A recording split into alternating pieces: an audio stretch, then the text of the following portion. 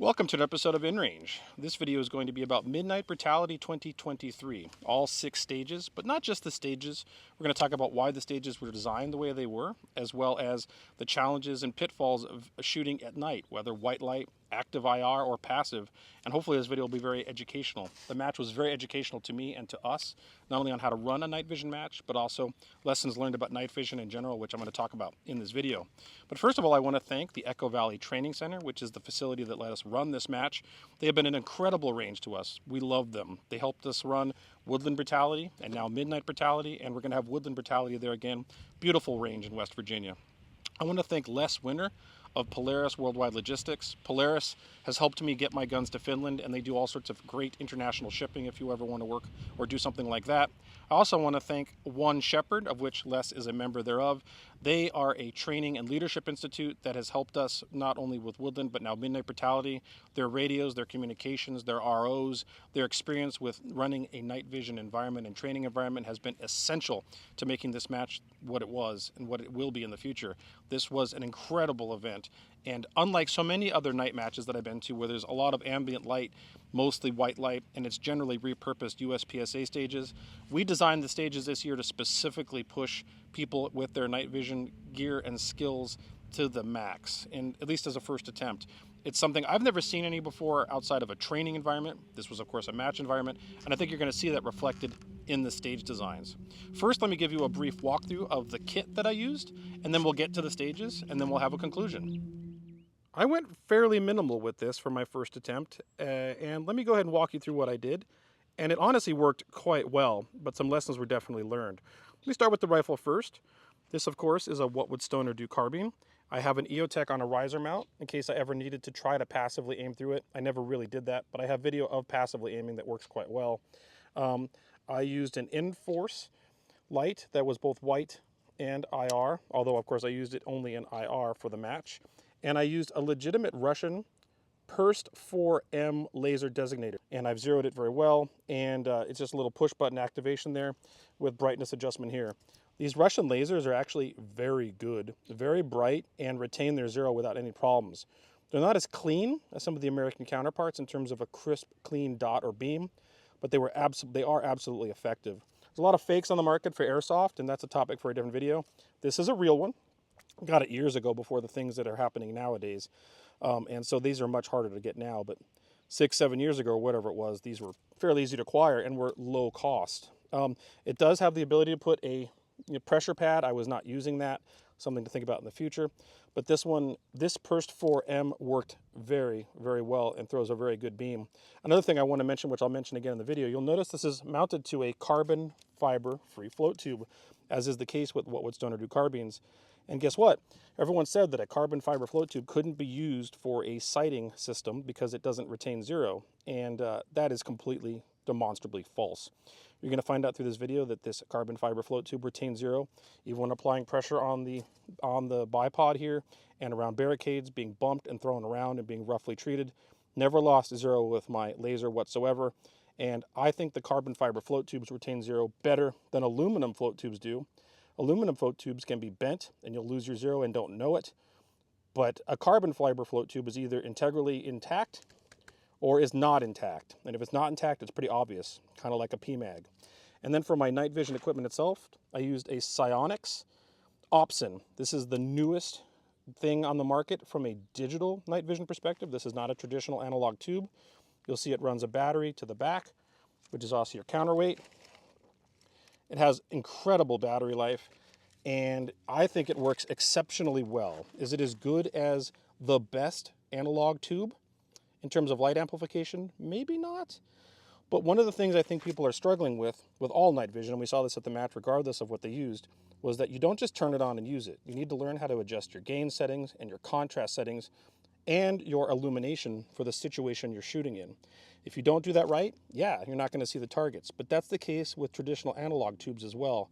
I think the Psionics Opsin is absolutely the future, and you're going to see through the footage that I had great success with this. Not only that, it doesn't give you that dull green hue. It really does give you color in certain situations, and that can be also advantageous. I did have a little Streamlight helmet mounted light here that allowed me to do IR red or white for just moving around. This throws out some IR light when you need it, or red light to not blow your night vision.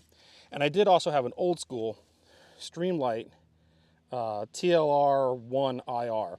This throws a tighter beam further, so it has longer throw than the InForce does. The InForce is much more of a wide flood type light, and I switch between these lights based on the situation. You're going to see that in the video.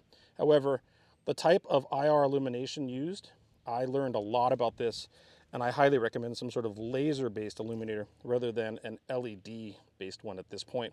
Although these have their point too. More about that later. So in summary, bump helmet, Opsin, digital Opsin, $1,600 MSRP on these. I did buy this with my own money. This is not a free unit. EOTech, which I didn't end up using. InForce IR light, Streamlight, old TLR1 IR, and a Russian Pursed 4M. Let's go check out stages. So you'll see I start this with the laser and IR illuminator going. This is an InForce LED illuminator, and you see that it does a very good job with a lot of flood and a lot of light downrange, but not very much reach. At the same time, you'll notice that it does affect my shooting with a lot of smoke and particulate in the way, although it didn't matter too much because I was on a moving vehicle. So we're moving downrange here, and you'll see that I'm tracking and trying to find the targets. There's the first one down, and you'll see shooting with a laser in an unorthodox position actually is very effective. If I was trying to do this from behind the optic, I think it would have legitimately been harder. And here we go. Here's two more, and you'll see this is pretty easy work with a well-zeroed laser. It really isn't. I didn't find it to be much of a problem. In fact, I kind of wish we had put more targets out on these bays, but it is what it is, and we're learning from the first time. All right, those are all down. At this point, you were to put the rifle on safe, hand it to the RO just for safety reasons, exit the vehicle, reacquire your weapon, and then run 50 yards downrange 50 yards to the left barrel.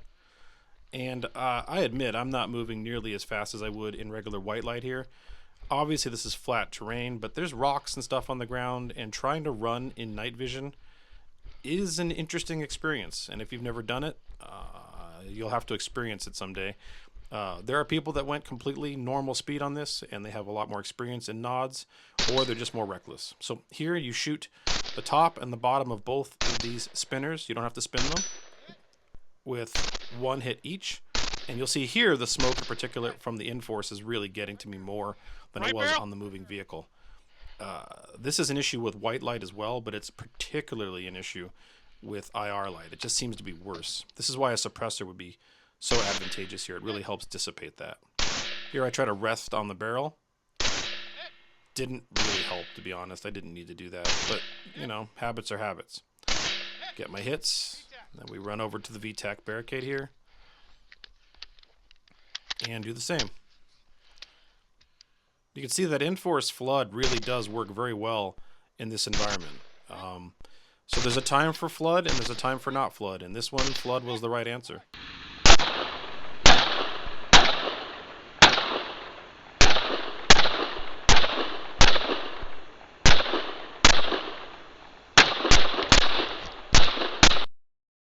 So this is the traditional Casada Drill. For those of you that are not familiar with Brutality matches, this has been part of every Brutality match and originated in the original two-gun action challenge match. I did not name it after myself. I did design this stage, it is my design, but other people liked it, started using it, and then named it after me, which is an honor, but I did not name it after myself. You have a kettlebell on the ground, and you start with one hit on the target, traditionally prone, but in this environment we can't go prone because we're essentially in the forest and mud, and it wouldn't be possible to see the target, so we're doing it from offhand standing. But once you get your hit, you put your rifle down on safe, throw the kettlebell down range, and the next place it lands is your next shooting position. This is really quintessentially one of the best stages we've ever done at a Brutality or two-gun match because it's accuracy, strength, cardio, all of this all mixed together. And doing this at night was particularly challenging. So you'll see here that I'm getting my gun ready. And once again, bring up the laser and the light. And what happens? Click. So lesson learned, things don't work right in the dark. They just don't. And you should do a press check every time you load the gun. Simply smack the magazine, ran the action, and fixed the problem. I don't know exactly what was wrong, but for the future stages, I did press checks. through the kettlebell. You'll see here with the Opsin, this is extremely low light conditions. We had no moon, no external illumination. It was completely overcast, and we're in a forest. So these are the worst conditions the Opsin really can deal with, and many people couldn't see this target at all, even with high-end nods. What matters here, and this is one of the things with the Opsin and really all night vision, is you can't just turn it on and use it. You have to actually tune it to the situation. I tried using or briefly looked with my illuminator before starting the stage, and the flood from the illuminator threw light onto the trees nearby and caused what's called a photonic barrier, which made it impossible to see the target downrange. I'm going to discuss this more in other videos, and I discussed it in the Q&A that was put out before this, but I decided to go laser only and set the contrast and brightness settings on the Opsin, my digital night vision kit here, and as you can see, I was able to navigate and see the target. So learning your gear and how to use your illuminators, and perhaps a laser-based illuminator would have been better, like a Kiji or a Maul or a Luna. I did not have one with me, so by getting the contrast and brightness settings, I was still able to see the target. My other eye, which had no light amplification at all, couldn't see anything. It was complete pitch black. And we heard from a number of competitors that they weren't able to see the target. And I think that that was a matter more of learning how to adjust your gear for the situation that's facing you. So you'll see here, pretty reasonably easily getting the hits. My laser's well zeroed, no problems here. Picking up and throwing the kettlebell in the dark was very disorienting. You just have vision in your one left non-dominant eye, have to find the kettlebell and throw it. My throws were far less effective as they normally are in the Casada Drill, and it took me more throws than it should have. But I did finish and completed it without firing out, which I'm happy with. And you'll see here the Opsin also is interesting in that even though since it's digital night vision, it's picking up color. Like those chem lights have color to them.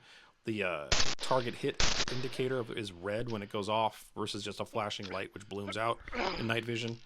But the real lesson here learned was that with objects in front of you, if you throw an IR flood in front of you in low light conditions, you're not going to be able to see past them because of a photonic barrier. One of the things I wanted to emphasize in stage design at this match were things that were particularly challenges in the night and with night vision. And this one was specifically designed to deal with the issue of close and then far focus. What this means is we had to run up, flip over a mine, and there was something written on the bottom of the mine that you had to be able to read. And then upon reading it, it would tell you which target of the 3 targets to engage from the position you were at. And you would go back and forth doing this 7 times. But what this meant was you needed to be able to see and read the text on the mine and then focus your optic, or however you did that, to see it. Then refocus your optic, your night vision equipment, your nods, your Opsin, to be able to see the target downrange. At least that was the idea. There are some cool aftermarket products for some night vision kits that allow you to flip a lens back and forth to give you close and far focus. And some people had some unique and creative ways to solve this problem. But when you're in the night vision division, you were not allowed to throw white light or red light, so you had to use IR light. So if you were lucky enough to have ambient light to read it, cool, good for you. But you'll see in this footage that as I'm doing this, I'm flipping the mines, focusing the Opsin, reading the text, then looking back up and then refocusing to infinity to hit the target. And I did that back and forth. Sadly, I don't have footage for this whole stage. I had a recording issue. It was a glitch on my part, a human error, not an Opsin error. But you can still see part of the stage, and you can see me focusing back and forth from the mines to the targets and once back again. So very rarely does the staff get to have a little more fun than the main match competitors, but this stage is an instance of that. This was a constructed shoot house made from some tenting material that we thought was going to work out well. This was tested beforehand and worked out fine, but the night of the main match, the wind picked up in an unusual way and actually destroyed the structure. So we were not able to run this stage for the main match. So watching this video, you get to see a perk of what could have been rather than what was. We turned this stage into a bonus stage with 4 positions of shooting on the spinner. It's not part of the main match score, but it's a bonus score, and we're going to be dealing with that later. But you get to see what we were trying to do here, and it was very cool. In fact, this was ran as a blind stage, another thing that's hard to do. And I myself, even as the match director going into this, did not know where the target placement was. I knew that I'd be going through a shoot house, but did not know where the targets were or what targets had been put up. So this was blind for me as well. And that was very interesting. So this is not how you would normally go into a shoot house. Okay, this is a match. So running into a shoot house like this, maybe with the flashbang adds some tactical reality, but consider this more fun than tactical. Okay, this is a scored for time event, and therefore we are not recommending these as tactics. This is strictly a test of skill and gear. That said, a lot of people, even on the staff, missed some of the targets because they didn't clear the rooms properly. And the one on the bottom left was particularly challenging. So you run up here, you get your hits on that spinner, and then you run into the shoot house. And before you go in, we threw these flashbangs called Enola Gays. They are civilian legal, sometimes using airsoft training flashbangs, and they were very loud and very bright. So you'll see I pull the fuse, throw it in, look away. There's a countdown. Boom, it goes off. I enter. That one right there on the bottom left, a lot of people missed it. So I clear that, clear these rooms. Again, this isn't tactics. This is a match, so keep that in mind. Clear these rooms. I'm not using any illuminator at all. It would have been too bright in here. The laser was sufficient with the Opsin alone. This one surprised me. Of course, terrible, but there it is. And then there's two more over here. Then you drop the mag, fire the last round on the gun to clear the weapon to make sure it is empty. Proceed back to where we started, and then get more hits on the spinner target, top and bottom. This was really fun. Really sad that the structure landed up destroying itself in the wind the next night, but we were able to make do with this bay for a bonus stage. That said, this was really interesting, and shooting and clearing rooms, of course, is a hoot, and those flashbangs were still a lot of fun. Everybody got to throw a flashbang at least, so at least we had that. So this is the obstacle course stage, and this was probably one of the most challenging courses of the match.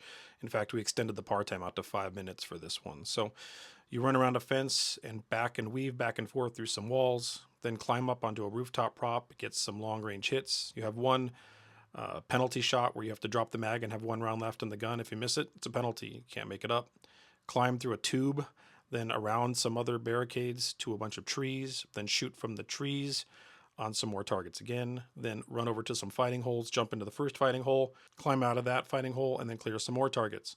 You're going to see that I'm moving very deliberately here through the barricades because this was with night vision on, and I had no peripheral vision, really very limited. The light coming from that car looks really bright here because I'm wearing night vision equipment, but this was very dark, and I had really no depth perception. So I'm touching these walls while I'm moving through them to make sure I don't crash into one or face plant.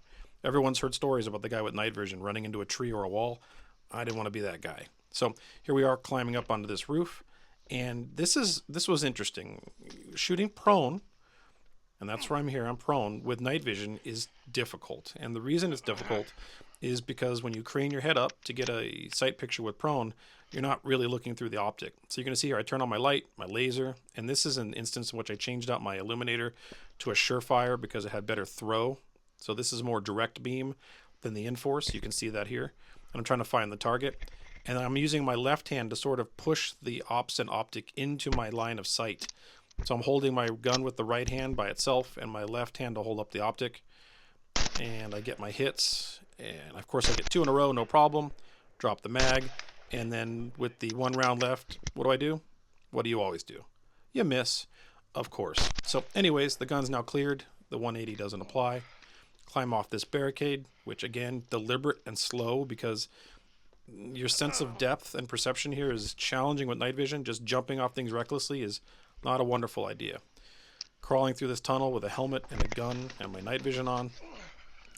I left the illuminator on just so I could see it all because it was 0 light in there whatsoever. And then we run through this little wooded area here. That light you're seeing there looks like a lot. It's nothing. It's something from one of the cars. It did not affect the stage at all. Get to the tree and reload. And so this is again an instance in which if I'd had a laser style illuminator such as a Kiji or a Maul or a Luna, it would have done a lot better. I'm getting some deflected light off the trees here, which is not helping. And I couldn't get my beam to go as far to identify the targets as well as I would have liked. We purposely put cones around the popper target in that bay to make it harder to identify. You can see these are quite long range targets for night vision. And when we get hits. And it's interesting, the Opsin still provides some color. There's a hit. And one of the things I also would love to say about this is that I want to note that I am using a What Would Stoner Do carbine here with a carbon fiber float tube, and my laser designator is on that carbon fiber float tube. And you'll notice my zero is fine. The shots that I miss are me. There's no issue with zero. This gun's been bounced around. I was shot prone just a moment ago, leaning off trees. This idea that a carbon fiber float tube can't hold zero for a sighting system like a laser is completely false. Carbon fiber float tubes are very much like PMags. If you look at them and they're functional, they're completely functional and will work fine and retain their zero. If they're shattered because they've been run over by a truck, well, your zero's gone. Aluminum float tubes can be bent and not be perceptible, and you can actually lose your zero on one of those without noticing it and not noticing a problem. Carbon fiber is obviously broken. And so as for the haters and naysayers that carbon fiber can't hold a zero, you're wrong, because this match proves otherwise. Anyways, here we are hitting targets. You'll see again that a lot of smoke from the gunfire is challenging. Got out of that first firing hole after getting my hits. Get to the next firing hole. By the way, these things are quite deep and sharp rock edges. So this is another example of being deliberate and careful getting in and out of them, because there were people that during practice actually did hurt themselves on their knees and such, but we made sure that wasn't the case at the match. This target was very hard to see. It's right over the tree line. So I moved to the other bay to get a hit here first. And got it. You have to get two. Smoke again. Laser, illuminator, and a suppressor would have been a good idea here. I wish I had done that. Next time, I will bring a more complete system. Couldn't see the target. Hit it. Again, laser, illuminator, and suppressor would have helped. And now I'm looking for the target here, and this was tough. It's right over that tree line, and because I couldn't focus my beam of light, I'm having, again, a somewhat photonic barrier, and I can't see the target very well. The RO helped out a little bit, but a Kiji or a Luna or a Maul here would have been far, far better. I could have focused the beam and not have all of that light off the grass. I think I had to reload here. Yep, that was what that was. But again, if I could have focused that beam, I could have seen the target. Here I'm shooting sort of trying to see the target through light that's actually now causing a problem. But I needed the light to see the target, but the light was also causing a problem because of all the bloom around me. Woo! So up until now, I had a pretty good match. I only had one penalty. I dropped that one shot on the high value target, but other than that, I was running a clean match. Didn't par out on anything. But we get to the last and final stage for the match, which is technically stage 1 overall, but the last stage for us. And of course, this is where the wheels fall off. And the wheels fall off for a couple of reasons. One, it was I wasn't using the system properly. I really should have had a suppressor and needed a better illuminator. But also, I made a noob mistake. So in this stage, you start off behind the VTAC, load the rifle, and through the first VTAC barricade hole, you get 2 hits on each static, knock down the KD target. Then you safe the rifle, run down range, reset the target, run back up range, reacquire the rifle, repeat this through a different port, run down range, set back up the KD target, run back up range, and then finally finish with 2 hits on each static steal. But what you're going to see here is that I made some serious mistakes. One, I went back to the Enforce light because you needed it. It was too dark to see the targets without any form of IR illumination. And after the first shot, the smoke coming out of the gun, the particulate matter, made it absolutely impossible to see that left target. The left target was in some sort of, I don't know, there was something about the contrast of it, etc. That with the particulate matter and the Enforce just burned my time up. I was wasting time on that left target, both targets, but particularly on the left target. As well as the noob mistake that I made is that I'm using an IR laser, and I'm used to shooting through the VTAC barricade. When I shoot through a VTAC, I aim through my optic and aim through the hole, and I had no reason to do that. Since I'm using an IR laser, I could have put my head left of the barricade and had a much better sight picture and just used the laser to aim with, which is what I was using to aim with anyway, and would have been a lot easier and would have had less of that smoke in my vision. So here I am running down range. I'm not running as fast as I could be because this looks well lit. This is really, really dark. The moon was sort of up, and we're getting some lunar light there, which is a lot better as you get down range here to set up the KD target. But I got to tell you, with my other eye, which was not night vision enhanced, it was really impossible to see. So we realize this is a clean square range, but you don't know what's on the ground. There could be rocks, something there to trip on. So I ran, but I did not run particularly fast. That amount of light you see uprange there, which is coming from the RO office, is nothing like it looked in with your naked eye. But reacquire the rifle, and you're going to see that once I start, I turn my light back on, boom, turn my laser back on, and yeah, that target, darn near invisible. As well as you'll see that some of the flood is hitting the barricade, and again, creating a photonic barrier. Another example in which a laser-based IR illuminator would have made a big difference. But if I had craned my head around the left side of the barricade, instead of trying to shoot by looking through the port, which again was natural because that's how I normally shoot a VTAC barricade, it would have been a lot easier. I didn't think about the fact that I had a laser coming out of the gun, and I didn't need to look through the port. That was dumb on my part. So I did get the hits, run back down range, reset the KD target, and come back up range. But you're going to see here in a minute that it was too late, 180-second par time, and by the time I get back to the VTAC barricade, I ran out of par, and beep, which meant that I had 4 penalties on this stage. I wasn't the only one. A lot of people did. The left target was particularly challenging. But once again, as I've said more often than not here in this video, if you've watched the whole thing, that a suppressor, using a better illuminator, and learning things about using night vision, like, for example, I could have looked around the barricade versus through the barricade, would have made a huge difference here. And so I look forward to trying this out again. And these lessons learned will be only better night shooting in the future. Well, hopefully you found all of that narration of those 6 stages to be interesting. I learned a lot from this match, and I learned more about how this needs to be a system rather than the individual components.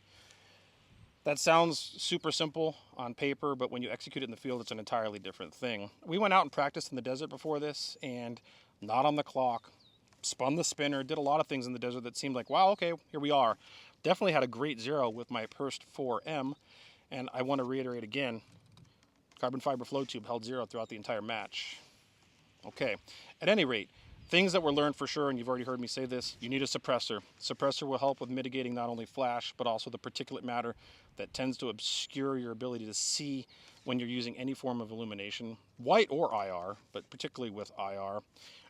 Illumination matters a lot. Now, night vision tubes, whether they're analog or an Opsin, do not make magic happen. They amplify existing light that you may not be able to see with your natural human eye beyond a spectrum that the human eye can see as well, which is one of the reasons they can do that. But if there's no light, there's no light. And it doesn't matter if you're using a traditional analog tube or a digital tube. If there's no light, there's no light. So in every circumstance, there's almost always some light. But some of that some light needs to be augmented with some sort of active IR illumination in some circumstances. And in other circumstances, not. Like you saw in the Casada Drill, active IR illumination would have been worse than better. But you don't just turn on your light, turn on your optic, and go. You have to configure the light you're using and your optic based on gain settings or regardless, and like for the Opsin, the contrast settings for the situation you're dealing with at the moment. And if you get your contrast settings right and your illumination right, which means you might need to have more than one option available to you at any given moment, you can do some pretty amazing things. At this point, I've flat out said that I think that these LED-based IR illuminators have their purpose, and I'm not going to get rid of them. And I think I'll always have one on the gun for the flood purposes. But the reality is when you want to push further than just a short distance like 50 yards with a floodlight, or don't want to have a photonic barrier in front of you, or can't have a photonic barrier because there's a barricade or trees, and a flood will bounce light off of those into your night vision and blow your ability to see past them, you need to have a light that you can focus and tune the beam of, both in brightness but also angle of throw to the distance you're shooting at. And that leaves you with IR laser illumination devices, not LED-based ones for the most part. And the 3 that I'm aware of on the market are the Mall, of course, the Kiji, and a Luna, which is kind of flies under the radar. And I plan to talk about at least a few of those on the channel in the future. At any rate, the Opsin, I think, performed incredibly well. I think this is the future of night vision, and it is absolutely capable now if you're willing to spend the time to learn how to use it, tune it, and set the contrast settings for the situation you're in. Is it as great, is the light amplification as good as the best analog tubes? No. But with the right situation and the right configuration and settings, this thing in some instances actually outperformed analog tubes at the match, as well as the ability to record internally, GPS coordinates, wireless, and more to come. This is essentially a computer Who knows what other things could be done with this? Friend or foe identification, maybe having lasers and lights out of the IR spectrum that are still not visible to the human eye, etc. This is the future. This may not be there's more to go with digital night vision. There always will be, but I am a strong proponent of the Opsin and will continue to be so far. I have no reason not to say that if you're interested in getting into night vision, I still will promote them and promote that product because it has served me well so far, and it did very, very well at Midnight Brutality. I want to remind you that there are no sponsors, no masters, no overlords here at InRange. The Opsin was purchased with my own money directly. They are not sponsoring this video. Neither did Inforce, neither did Streamlight, neither did the Russians with a Purst 4M. These are all things I've acquired for the purposes of this directly. These were not given to me for free. And of course, the What Would Stoner Do carbine is a product thereof of InRange and KE Arms. So I think that a lot of lessons learned here. Hopefully you learned some stuff about night vision, and hopefully you'll stay tuned for more because there's a lot more to come. At that point, if this channel is completely viewer supported via Patreon and Utreon, like I said, no sponsors. If you're one of them, thank you so much for making this possible. Thank you to everyone that attended the match, of course, as well. But if you can't, I do understand. Just please subscribe to the channel and share with your friends because the algorithm doesn't help us. Thanks so much.